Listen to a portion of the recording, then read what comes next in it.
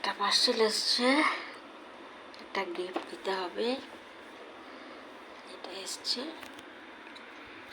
Packing করলাম, যেতে হবে। এটা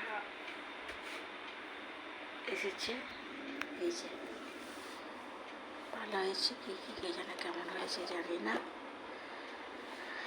একটা অনুষ্ঠান বাড়ি নিমন্ত্রণ এসছে। এটা অনলাইনে অর্ডার করে এটা প্যাক করেছি। এটা কালকে